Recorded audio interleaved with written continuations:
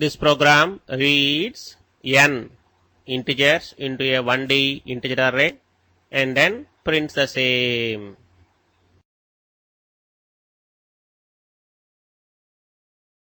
A 1D array A with 10 elements, I and n variables are declared. User will be asked to enter a integer. Whatever user enters, it will be read into the variable n. Here n is the number of elements of the array. This value should not be more than 10. That is, as array size we have declared as 10, we can store at most 10 values only. Thus, n value cannot be more than 10. This for loop is used to read the data into the array A. We know that array element index starts from 0, thus I value we have taken from 0. I less than n, I plus plus. This makes the for loop to run for n times.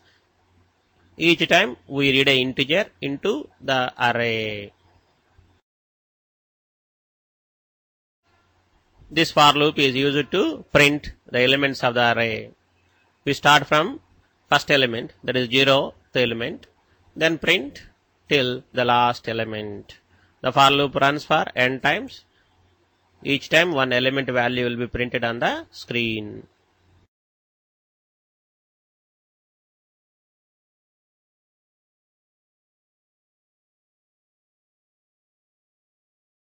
Let us assume that user has entered 5 as the number of elements. We will try to simulate this for loop of reading data into the array in the following frames. I value is initialized to 0. The for condition is tested now. I, is it less than n? 0 less than 5? Yes. Thus the loop is going to get executed once. We assume that the user has entered 7. The same will be stored in the 0th element of the array.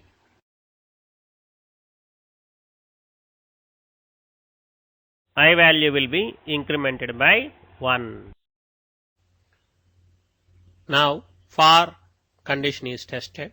I, is it less than n? 1 less than 5? Yes.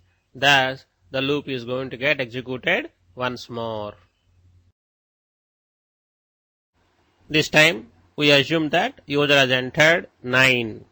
The same will be stored in A1, that is second element of the array.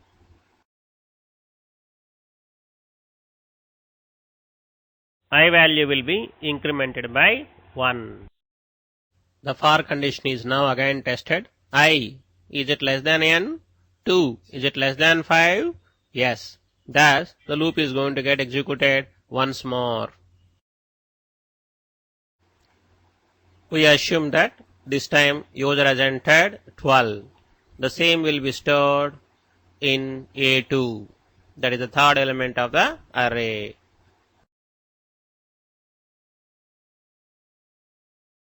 I value will be incremented by 1.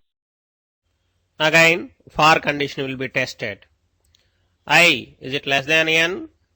That is 3. Is it less than 5? Yes. Thus, the loop is going to get executed once more. We assume that the user has entered 1 this time. It will be stored in A3.